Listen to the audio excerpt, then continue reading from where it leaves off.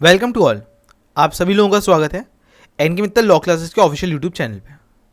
आज हम लोग जो आपसे बात करने वाले हैं वो बात करने वाले हैं जर्नल एंट्री की।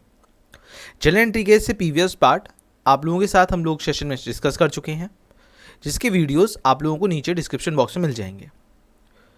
चलिए आज पढ़ते हैं हम लोग जर्नल एंट्री के इंपॉर्टेंट पार्ट पे। आज हम लोगों की जो बात है वो है deposit in bank and withdrawal from the bank, यानी कि डिपॉजिट करवाना बैंक से और बैंक से निकालना भी। बैड डेब्ट्स का पार्ट, बैड डेब्ट्स रिकवर का पार्ट, हॉर्स मैंने परचेज करा यानी कि घोड़ा, फिर क्या होगी एंट्री, किसी पर्सन से कैश मिलना और उसको देना, या चेक मिलना, या कैश या गुड्स से पर्सनल यूज़ के लिए निकाल लेना। तो इन सभी की प्रॉपर डिटेल हम लोग समझेंगे। तो एक हम्बल रिक्वेस्ट होगा सभी से, सभी चैनल को सब्सक्राइब करके अपना प्यार और सपोर्ट हमें दिखा दीजिएगा, जिससे इसी तरह की यूज़फुल जानकारी आप लोगों के साथ हमेशा शेयर होती रहे।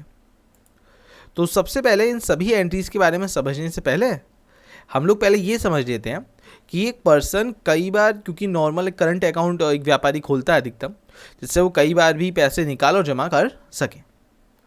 अब जब भी वो पैसे निकालता है और जमा करता है तो कुछ लोग अपने यहाँ पे कैश बुक भी बनाते हैं। कैश बुक को भी हम आगे जाके पढ़ेंगे, जो कि 3 टाइप की होती है, सिंगल कॉलम, 2 कॉलम और 3 कॉलम। तो इसमें कॉन्ट्रा एंट्री वर्ड भी आपका आएगा, ये भी हम लोगों का सब्सिडरी बुक का पार्ट बनेगा। लेकिन एक नॉर्मल जनरल एंट्री क्या होती है, बैंक से निकालते समय रुपए और बैंक में जमा करते समय रुपए। तो ये करते हैं, इसको पहले समझ लेते हैं। जब सबसे पहले आप डिपॉजिट करते हो बैंक में, यानी कि आप गए और आपने पैसा अपना जमा कर दिया बैंक में, आप उस टाइम अपनी बुक्स में क्या एंट्री फ्रेम करते हो, तो यहाँ पे मैं आपको वो बता देता हूँ। देखिए, आपकी जेब से गया, क्या गया, कैश, किसको मिला, बैंक को। तो जो जाता है वो क्रेडिट होता है, ये आपको पता है ना। तो bank account debit to cash account. अब जब आप विड्रॉ करोगे तो इससे जस्ट रिवर्स एंट्री हो जाएगी, that's it, withdraw from the bank.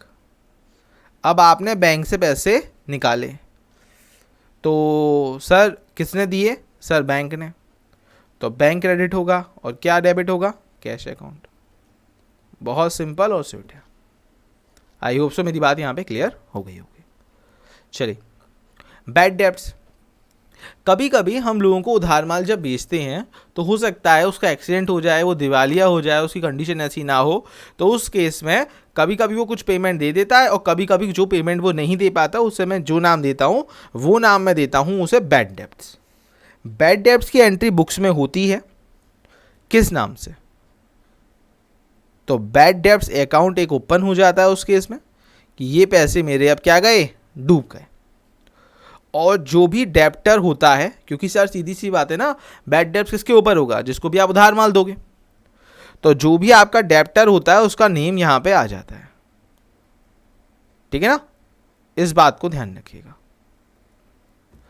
अच्छा, कभी कभी बैड डेब्ट्स जो होते हैं उनसे पैसा रिकवर भी हो जाता है। मान लीजिए मेरे एक पर्सन पे बैड डेब्ट से, लेकिन सडन उसको कहीं से पैसा आ गया, फिर उसने मुझे चुका दिया, तो बैड डेब्ट्स रिकवर की भी आपको एंट्री प्रॉपर करनी पड़ती है। ये बैड डेब्ट्स रिकवर का पार्ट होता है।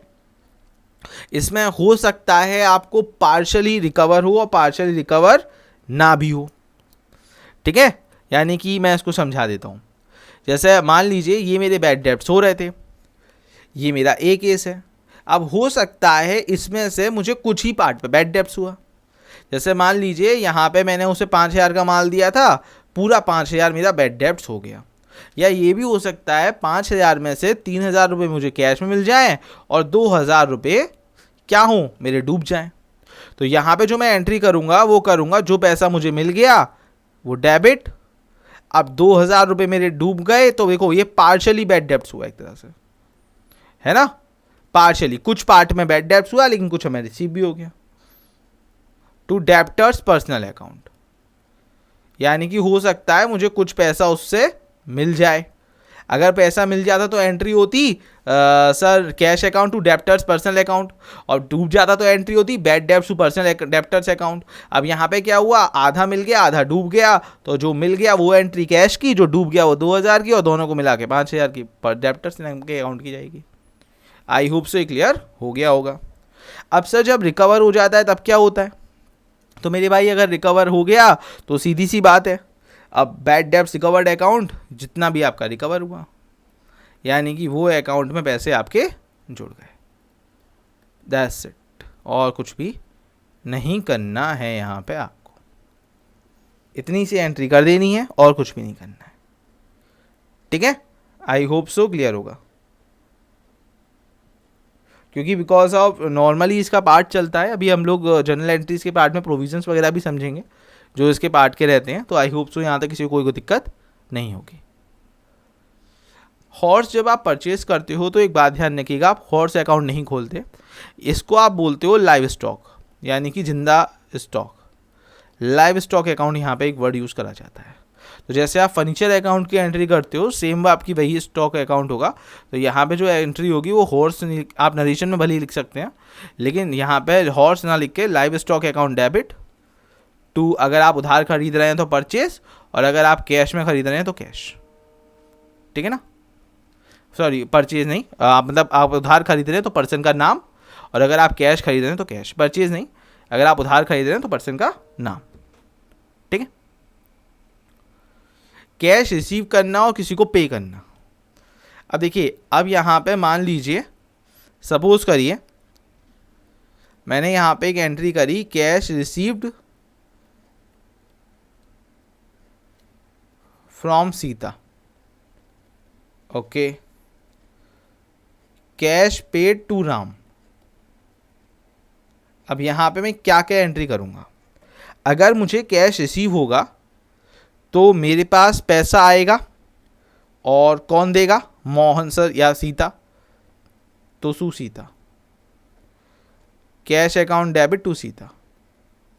अब मेरे पास मैंने कैश दिया तो क्या गया, कैश गया, तो Ram debit to cash account. That's it. जब आपकी तरफ से कैश रिसीव होता है तो कैश डेबिट होता है, क्योंकि आपके पास वो भर जाएगा, आपके पास कुछ गया नहीं, आपके पास आया, किसने दिया, सीता ने। जब आप पे करते हो तो आपके पास से क्या गया, जो जाता है वो क्रेडिट होता है, कैश। That's it. ठीक है, क्लियर, बताइए। आई होप सो यहाँ तक सब बातें सबको क्लियर होंगी। चेक रिसीव होता है किसी पर्सन से। देखिए, अब यहाँ पे बहुत इंपॉर्टेंट बात होती है। देखो, जब आप किसी को चेक देते हो तो आपको पता होता है आपके अकाउंट में ठीक है पैसे हैं, लेकिन जब हमें किसी के चेक मिलता है तो हम डायरेक्ट एंट्री ये नहीं कर देते कि सर मुझे उससे चेक मिल गया मतलब मेरे खाते में पैसे आ गए। जी नहीं, आप इसे प्रॉपर मेंशन करके एंट्री करिए।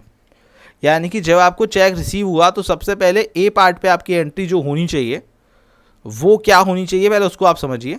वो होनी चाहिए आपकी चेक इन हैंड।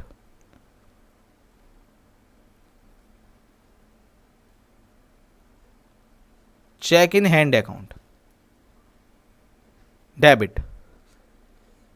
अब जैसे चेक आपको किस चीज़ का मिला है, मान लीजिए मैंने यहाँ पे किसी को उधार माल बेचा था तो मुझे उससे मिला माल भी उधार बेचने पे।